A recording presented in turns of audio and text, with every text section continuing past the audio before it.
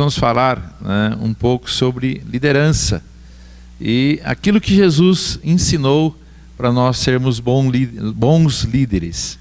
Eu convido os irmãos a abrirem as vossas Bíblias no livro de Êxodo, capítulo 18, nós já lemos hoje de manhã, mas vamos reler.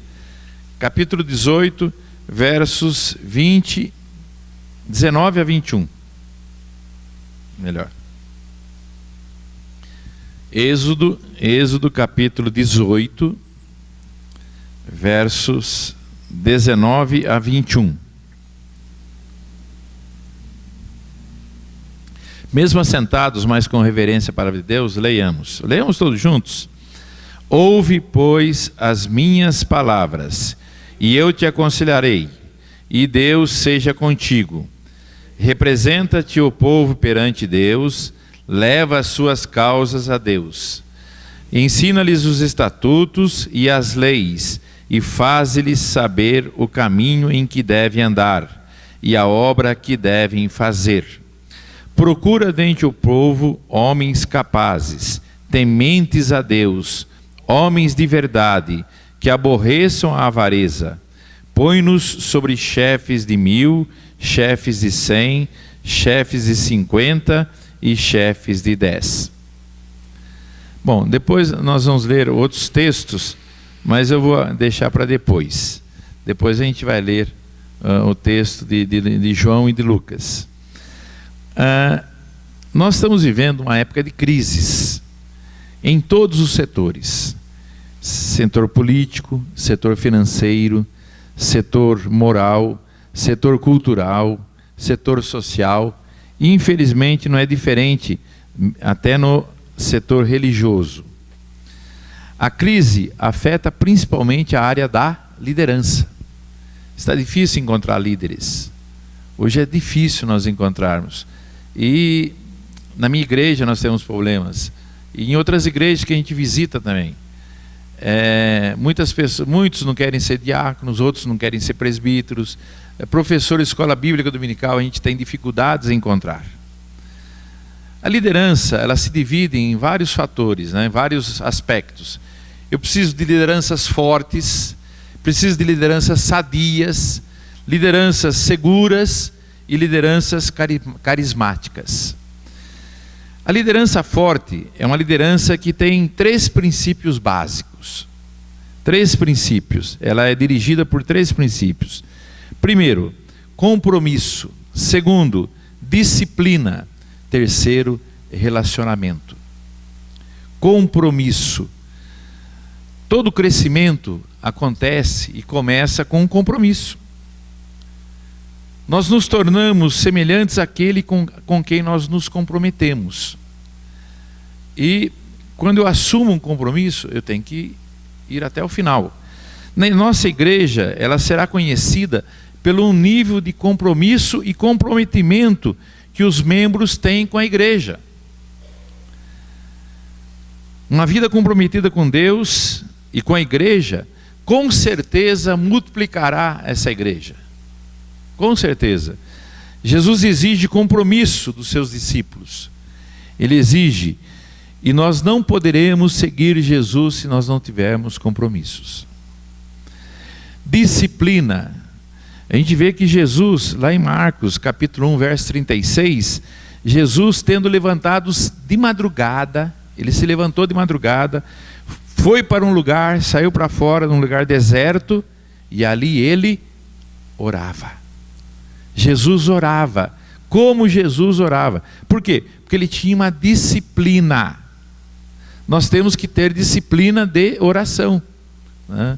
Hoje de manhã eu falei que os homens, a gente tem um programa que a gente coloca o celular para despertar ao meio-dia. Meio-dia o celular desperta e a gente ora. Ora pela nossa vida espiritual, nossa vida conjugal, nossa vida financeira, pela nossa família, pela nossa igreja, pelo nosso país. Então, a disciplina, ela cria hábitos. E esses hábitos nós temos que colocar em prática, tá? Precisamos, em primeiro lugar, né, colocar Deus em primeiro lugar. A disciplina, nós temos que colocar Deus em primeiro lugar. Isso é ponto principal e primordial nas nossas vidas.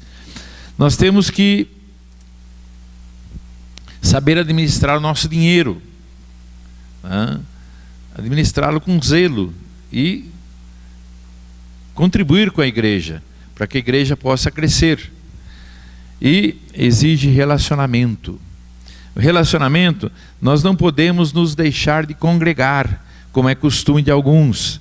Antes façamos admoestações aos faltosos, porque o dia do Senhor se aproxima. A gente vê que lá na época, há 2000 anos atrás, já se questionava quando Jesus voltaria. E o dia do Senhor se aproxima. Eu sempre falo que uma vez eu conversei com o reverendo Heber Carlos de Campos, numa aula que ele deu em São Paulo. Falei, pastor, mas eu creio, lógico, que Jesus vai voltar nas nuvens. Os mortos ressurgirão primeiro e depois nós, ou os que estiverem vivos. Mas nós precisamos crer em Jesus enquanto nós somos vivos. Porque quando nós fecharmos os olhos, se nós não crermos em Jesus, a nossa oportunidade se foi. Então nós precisamos crer em Jesus. Então nós precisamos ter um compromisso, tá? Precisamos ter um relacionamento. Uma liderança sadia é aquele que permanece. Liderança sadia é aquele que permanece em Cristo Jesus. Aquele que diz que permanece em Jesus tem que andar como Ele andou. Se nós não andarmos como Jesus andou, nós não estamos nele. Isso é no mínimo desafiador para todos nós, andar como Jesus andou. E Jesus é o nosso modelo por excelência, em todos os aspectos de vida, inclusive na liderança espiritual. Jesus amava a todas as pessoas, indistintamente, independente da sua classe social, independente da situação da pessoa. Jesus curava coxos, aleijados, cegos. E Jesus, esses dias eu li um livro, Jesus curava sem nenhum remédio. Às vezes, né, é impressionante, a gente fica pensando, imaginando. Às vezes ele usava. Teve um cego que ele pegou um pouco de terra, cuspiu, fez um lodo, colocou nos olhos dos cegos e os cegos passou a ver. Então nós temos que ter compromisso, né?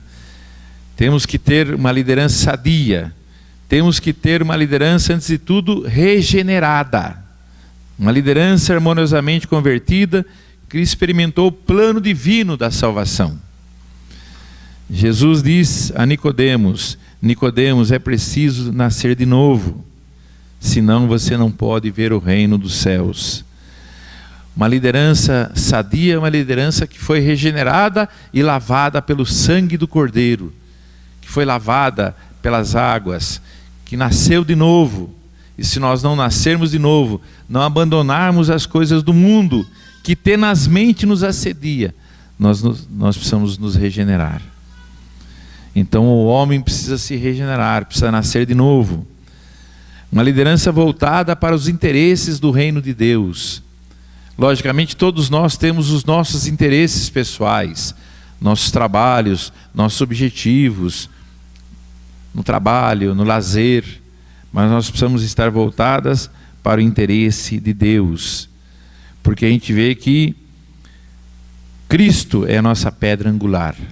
Isso lá em Efésios capítulo 2, verso 20, nós diz que nós somos edificados sobre o fundamento dos apóstolos e profetas, sendo Ele mesmo, Cristo, a nossa pedra angular.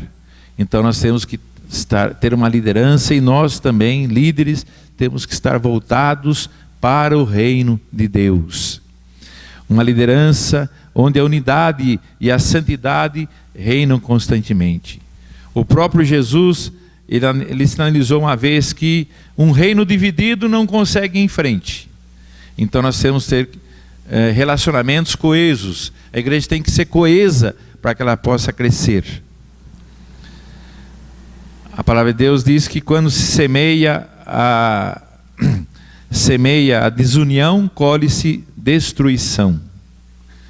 Lógico que a ausência da unidade na liderança eclesiástica tem tornado, né, consequências drásticas. Nós vemos que hoje, infelizmente, nós temos notícias e conhecemos pastores que abandonam o ministério, pastores que adulteraram. Isso eu falei ontem na palestra até. Infelizmente, hoje as estatísticas são terríveis. Muitos jovens que começam o seminário, 60% estão abandonando o ministério pastoral. Fazem o seminário, se formam teólogos, mas não exercem o ministério pastoral.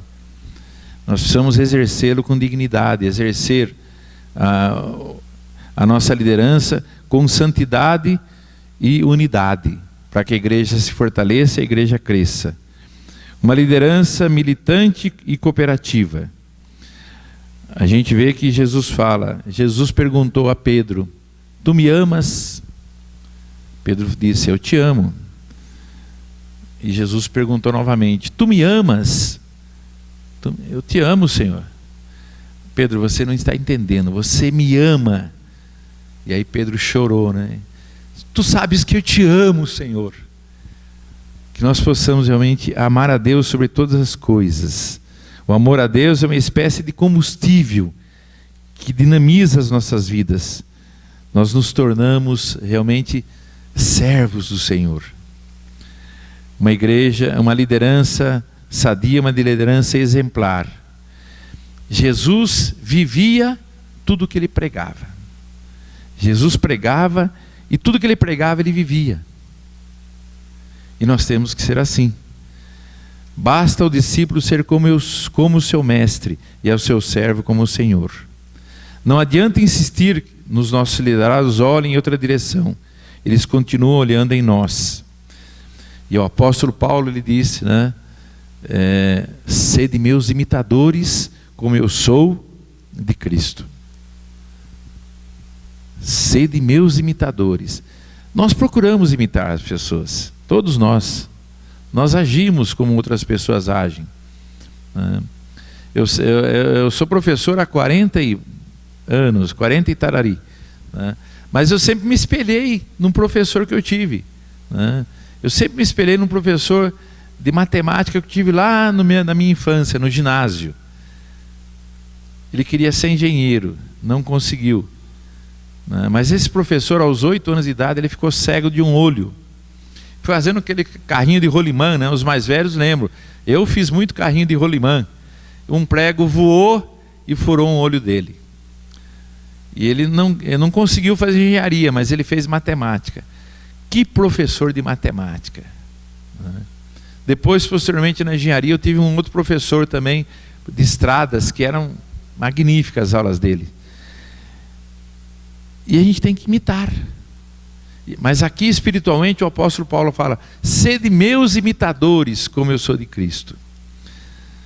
As palavras morrem, os exemplos arrastam. Nós seguimos as pessoas pelo exemplo. E que nós possamos dar bons exemplos, que as pessoas nos sigam corretamente. Liderança segura. Liderança segura é uma liderança que tem resiliência, ou seja, capacidade de resolver os problemas.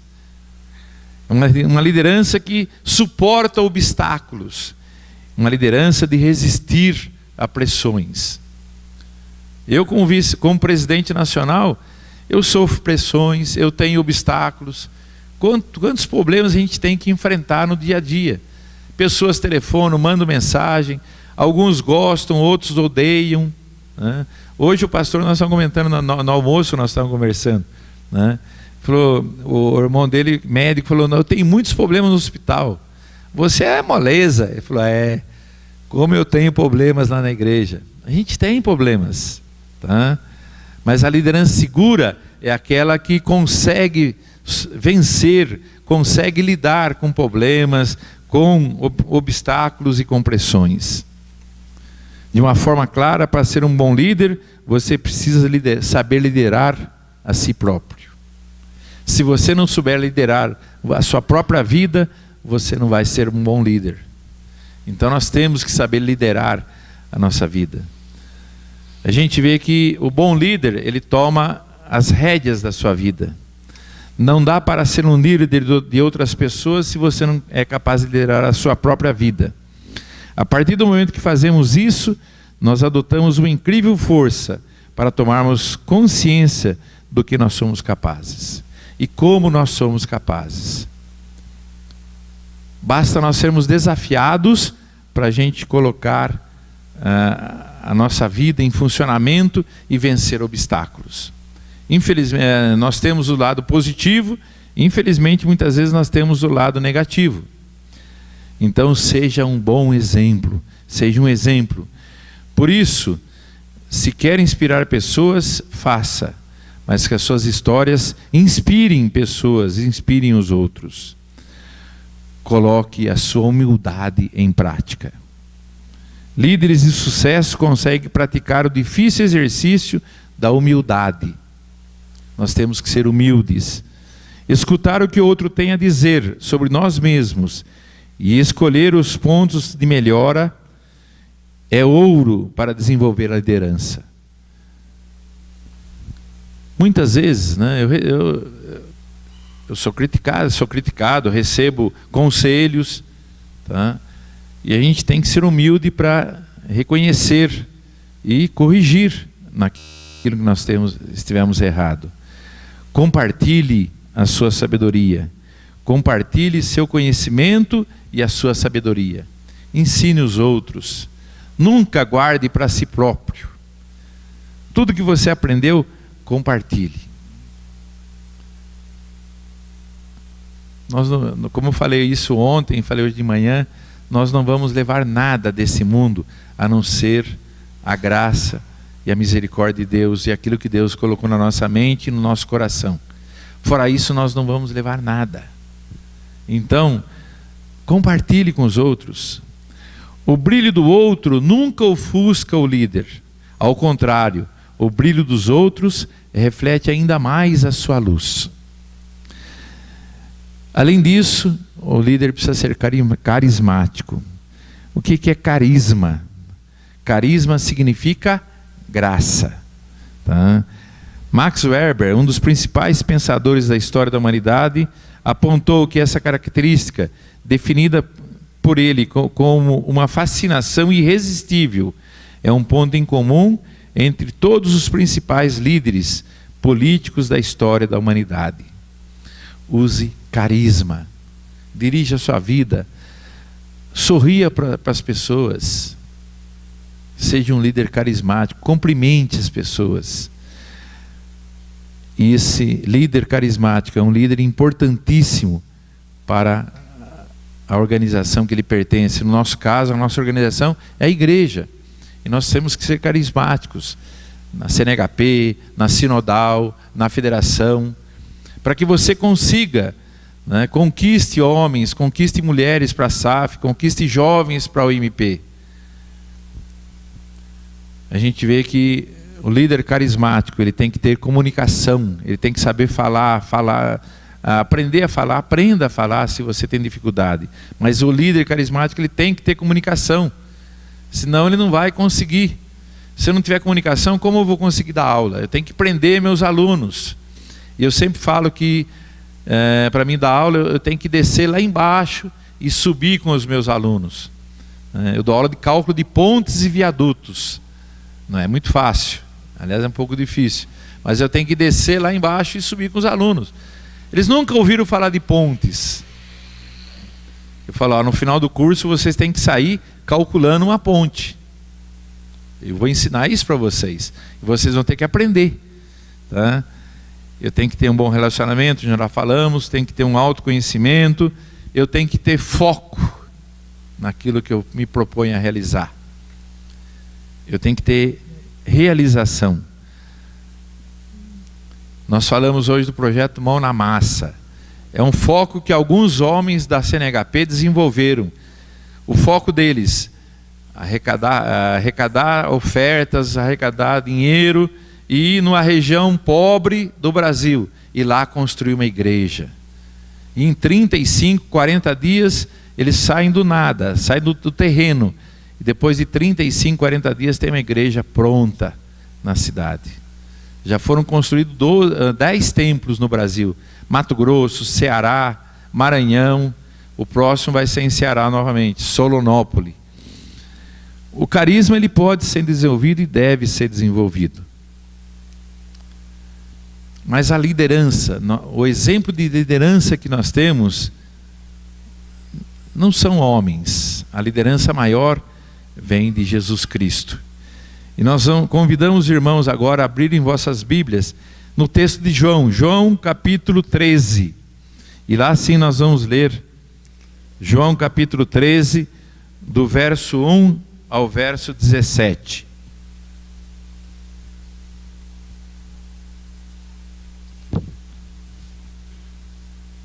E aqui, João, em João capítulo 13, 17, Jesus, ele quer formar líderes. Ele escolheu 12 homens. E esses 12 homens, ele quer transformar em líderes. E nesse texto que nós vamos ler, é uma transição, né? Os alunos estavam todos ali com Jesus, uma aula prática, um estágio. E o mestre é o nosso Rei Supremo, nosso Senhor Jesus Cristo, Jesus de Nazaré. E nesse texto, eu vou ler. Ora, antes da festa da Páscoa, sabendo Jesus que era chegada a sua hora de passar deste mundo para o Pai, tendo amado aos seus que estavam no mundo, amou-os até o fim. Durante a ceia, tendo já o diabo posto no coração de Judas Iscariotes, filho de Simão, que traísse a Jesus, sabendo este que o Pai tudo confiara às suas mãos, e que ele viera de Deus e voltava para Deus, levantou-se da ceia, tirou a vestimenta de cima, e tomando uma toalha, cingiu-se com ela. Depois deitou água na bacia e passou a lavar os pés aos discípulos e a enxugar-lhe com a toalha com que estava cingido. Aproximou-se, pois, de Simão Pedro, e este lhe disse: Senhor, tu me lavas os pés a mim? E respondeu-lhe Jesus: o que eu faço não o sabes agora, compreendê-lo-ás depois. Depois disse-lhe Pedro: nunca me lavarás os pés. Respondeu-lhe Jesus: se eu não te lavar os pés, se eu não te lavar, não tens parte comigo. Então Pedro lhe pediu: Senhor, lava não somente os pés, mas também as mãos e a cabeça. Declarou-lhe Jesus: quem já se banhou não necessita de lavar senão os pés. Quanto aos mais, está todo limpo. Ora, vós estáis limpos, mas não todos. Pois ele sabia quem era o traidor. Foi por isso que disse: nem todos estáis limpos. Depois de lhe haver lavado os pés, tomou as vestes e, voltando à mesa, perguntou-lhes: compreendeis o que vos fiz? Vós me chamais o Mestre e o Senhor, e dizeis bens, porque eu o sou. Ora, se eu, sendo o Senhor e o Mestre, vos laveis os pés, também vós deveis lavar os pés uns dos outros. Porque eu vos dei o exemplo, para que, como eu fiz, façais vós também. Em verdade vos digo, o Senhor não é maior do que o seu Senhor. O servo não é maior do que o seu Senhor, nem o enviado maior do que aquele que o enviou. Ora, se sabeis estas coisas, bem-aventurados sois se as praticardes. Até aí, né? Jesus estava preparando os seus discípulos, seus apóstolos, e ele queria líderes compromissados com a verdade, líderes compromissados com a palavra de Deus. Para Jesus, esta lição é uma lição importantíssima, e nela ele assume o papel de servo. O papel de servo mais humilde de uma casa. Naquele tempo, lavar os pés dos visitantes, todo visitante chegava, sandálias, deserto, areia, ele chegava alguém, lavava os pés. Era o escravo, era o funcionário, o escravo mais baixo da casa. Tá? Se a gente vê na Bíblia, a gente vai ver outros textos que falam. Né? Naquele tempo, o servo mais inferior lavava os pés. O tanto que quando Jesus foi numa casa, o homem não ofereceu a bacia para Jesus lavar os pés. E uma mulher lavou os pés de Jesus com lágrimas, e enxugou com os cabelos. E era uma prostituta. E o homem da casa repreendeu Jesus. E Jesus falou: ela lavou meus pés, ela enxugou meus pés com os seus cabelos, porque você não me ofereceu a bacia. Então nós vemos que Abigail fez isso. Abigail, quando foi abordada pelos oficiais de Davi, que a queria por esposa, Abigail disse lá em 1 Samuel: então ela se levantou, se inclinou com o rosto em terra e disse: eis a tua serva, a tua serva é criada para lavar os pés aos criados do meu Senhor. Esta é a fonte verdadeira de liderança: serviço e submissão aos outros. Em Romanos, capítulo 13, verso 8 e 9, o apóstolo fala: a ninguém fiqueis devendo coisa alguma, exceto o amor com que vos ameis uns aos outros, pois quem ama ao próximo tem cumprido a lei. Por isso, não adulterarás, não matarás, não furtarás, não cobiçarás. E se há algum outro mandamento, tudo se resume nessa palavra: amarás ao teu próximo como a ti mesmo. Jesus sabia que após a sua morte haveria uma disputa entre os discípulos para saber quem seria o chefe, né? Nós vemos que a mãe de Tiago e João, filhos de Zebedeu, ela foi até Jesus: mestre, quando chegar no teu reino nos céus, que os meus filhos se assentem, um à tua direita e um à tua esquerda. Já havia um sentimento de liderança. Prevendo essas coisas, Jesus tomou a toalha e começou o trabalho que ninguém gostaria de fazer. Como é difícil nós pegarmos toalha e lavarmos os pés dos outros. Nós não gostaríamos talvez de fazer isso, mas Jesus fez. Jesus lavou os pés dos seus discípulos. E Jesus ensinou que no céu, no reino celestial, os valores são invertidos. Para subir é necessário descer. Para se tornar senhor é necessário tornar-se servo. O caminho da exaltação é o caminho da humilhação. Para ser o primeiro, deve ser o último. E assim sucessivamente. É também necessário reconhecer que se alcançamos a posição de liderança, foi pela permissão exclusiva de Deus. Pois toda autoridade é constituída por Deus e através dos seus liderados. Então nós precisamos orar para o nosso país. Quem vai ser o presidente? Deus sabe. E que nós oremos a Deus, para que Deus, que Ele nos oriente, nos guarde, nos proteja. E com certeza Deus vai fazer o melhor para nós. Mas o presidente eleito, Deus já sabe. Deus já sabe o que vai acontecer. Deus já sabe. Deus, antes da fundação do mundo, nos escolheu e nos escreveu no seu livro. E saberia que hoje, dia 21 de outubro de 2018, nós estaríamos aqui reunidos. Porque Deus é maravilhoso. A toalha e a bacia de água, simbolizando humildade. Mas nós temos um outro texto ainda que nós vamos ler em Lucas. Em Lucas, no capítulo 9, verso 23. Lucas, capítulo 9, verso 23. Jesus dizia a todos: se alguém quer vir após mim, a si mesmo se negue. Dia a dia, tome a sua cruz e siga-me. Lucas capítulo 9, verso 23. Se alguém quer vir após mim, a si mesmo se negue. Tome a sua cruz e siga-me. Pois quem quiser salvar a sua vida, perdê-la-á. E quem perder a sua vida, por minha causa, este a salvará. A cruz simboliza obediência.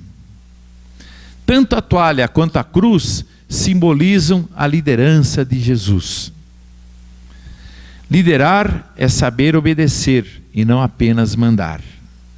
A desobediência a Deus é colocada em pé de igualdade com a feitiçaria. Lá em Samuel a gente diz: porém Samuel disse: tem porventura o Senhor tanto prazer em holocaustos e sacrifícios, quanto em que se obedeça a sua palavra? Eis que obedecer é melhor do que o sacrificar, e o atender melhor do que gorduras de carneiros. Porque a rebelião é como o pecado de feitiçaria, e a obstinação é como idolatria e culto a ídolos do lar. O verdadeiro líder, ele é obediente a Deus para obter sucesso em sua liderança. Que Deus realmente nos dê sabedoria, nos dê humildade, nos dê obediência. Jesus poderia ter desistido da cruz. Pensar em tudo que ele passou, passaria e passou, né? Tudo que ele passaria por nós. Ele foi no jardim, lá no Getsemane, ele orava, ele vertia gotas de sangue. Ele passou humilhação, dor, sofrimento, escárnio, uma coroa de espinho, para nos salvar a humanidade, salvar a todos aqueles que creem em seu nome. Pai, se for possível, afasta de mim esse cálice, mas cumpra-se a vossa vontade. Faça-se a vossa vontade. Então, a cruz representou e representa obediência. Jesus foi obediente, e obediente até a morte, e morte de cruz. O desobediente não vai entrar no céu, com certeza. Porque desobediente, Adão e Eva foram desobedientes e pecaram pela desobediência. Não pode comer dessa fruta. Eles foram lá e comeram. Desobedeceram. E Deus quer obediência de nós. Se nós quisermos ser bons cristãos, nós precisamos nos apossar das toalhas, que significa submissão e serviço diante de Deus, e das nossas cruzes. As nossas cruzes, Jesus diz que tomai as vossas cruzes, por mais pesadas que elas sejam, se nós nos chegarmos a Ele, elas se tornam leves. O meu fardo é leve. Então que nós possamos realmente suportar a cruz e levá-las, porque no Senhor a nossa cruz e o nosso fardo são leves, porque nós somos ajudados por Ele. Senhor, meus queridos irmãos, que Deus abençoe a cada um dos irmãos, e que nós tomemos as nossas cruzes e as nossas toalhas. Sejamos humildes e sejamos obedientes. E aí com certeza nós nos tornaremos bons líderes, presbíteros, diáconos, bons maridos, boas esposas, bons filhos. Que é isso que Deus quer de cada um de nós. E a gente vê que no hino 266, ele fala que sim, eu amo a mensagem da cruz. Seu triunfo meu gozo será, pois um dia, em lugar de uma cruz, a coroa Jesus me dará. Que nós tenhamos perseverança no nosso caminho diário rumo aos céus. Que nós sejamos firmes, inabaláveis, sempre abundantes na obra do Senhor, sabendo que no Senhor o nosso trabalho não é vão. Que nós sejamos persistentes na oração, na comunhão uns com os outros, sejamos humildes e obedientes, e com certeza um dia nós estaremos todos nos céus. E eu fico imaginando o céu, a maravilha que ele vai ser, porque ontem nós tivemos um pedacinho do céu aqui na igreja. Nós vivemos com irmãos de outras cidades, de outras igrejas, revimos alguns irmãos, conhecemos outros irmãos, e lá no céu vai ser maravilhoso nós estarmos todos juntos, louvando, adorando, glorificando e bendizendo o nosso Deus. Que Deus abençoe a cada um dos irmãos ricamente em Cristo Jesus, é a nossa oração, o nosso desejo. E que a Igreja Presbiteriana de Itapeva continue firme e inabalável nessa cidade, pregando o Evangelho para o crescimento do reino de Deus nessa cidade. Que Deus abençoe os irmãos, não só hoje, mas para todos sempre. Amém.